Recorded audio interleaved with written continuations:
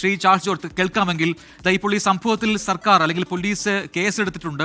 നഷ്ടപരിഹാരം എന്നുള്ളത് പ്രധാനപ്പെട്ട ഒരു ആവശ്യമാണ്. അതിന് പ്രഥമ പരിഗണന ഉണ്ടാകുമെന്ന് അല്പസമയം മുമ്പ് മന്ത്രിയും പ്രതികരിച്ചിട്ടുണ്ട്. മത്സ്യമേഖലയ്ക്കുണ്ടായ വലിയ നഷ്ടം, അതിന് ഏറ്റവും പ്രധാനപ്പെട്ടതൊരു കേസുമായി മുന്നോട്ട് പോവുക എന്നുള്ളതാണ്. ഇപ്പോൾ അതിൽ പോലീസിന്റെ ഭാഗത്തുനിന്നും ഒരു പോസിറ്റീവായിട്ടുള്ള നടപടി ഉണ്ടാകുന്നു. താങ്കളുടെ പ്രതികരണം എന്താണ്?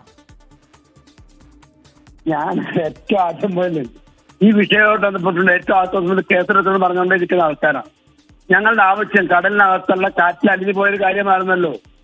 എല്ലാം കഴിഞ്ഞ് 16 ദിവസം കഴിഞ്ഞപ്പോൾ കേസെടുത്തിരിക്കുന്നത്. ഇപ്പോൾ കുഴപ്പങ്ങൾ ഉണ്ടായിട്ടുണ്ട്. ഈ കമ്പനി വേണമെങ്കിൽ ജനീവയാണ് വർക്ക് ചെയ്യുന്നത്.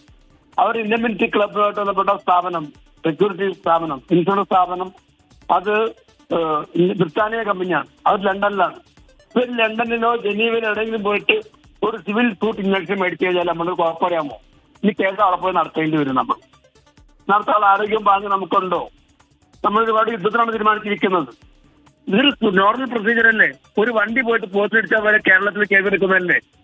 അതിൽ തേർഡ് പാർട്ടി ഇൻഷുറൻസ് ഇല്ലേ? ഇതൊക്കെ നമ്മൾ ആലോചിക്കേണ്ട ആദ്യമേ തന്നെ. തേർഡ് പാർട്ടി ഇൻഷുറൻസ് എന്ത് ചെയ്യണം? അതിനെ കേസെടുക്കണം. അത് ലോക്കൽ പോലീസിന്റെ ഉത്തരവാദിത്തമാണ്. ഫോട്ടോ വെച്ചിലെ പോലീസിന്റെ റൈറ്റ്സ് ആദ്യമേ അദ്ദേഹം പറഞ്ഞല്ലേ.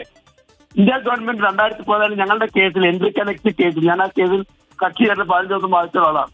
ആ കേസിൽ 2014 കേരളത്തിന് അവകാശമില്ലെന്നാണ് നമ്മുടെ എതിർ വക്കീലെ പറഞ്ഞിരുന്നത്. പക്ഷേ കേരളത്തിന് അവകാശം നമ്മൾ പറഞ്ഞു. എൻട്രിക്കൽ എക്സ് നടന്ന 10-30 നോട്ടിക്കൽ അകലെയായിരുന്നു. പക്ഷെ എങ്കിൽ പോലും കേരള ഗവൺമെന്റ് കേസെടുത്ത് ക്യാപ്റ്റനെ അറസ്റ്റ് ചെയ്തു, മറ്റവരൊക്കെ അറസ്റ്റ് ചെയ്ത് വെച്ചിട്ടാണ് കേസ് നടത്തിയത്. അതിന് അനുകൂല ഫലവും ഉണ്ടായല്ലോ.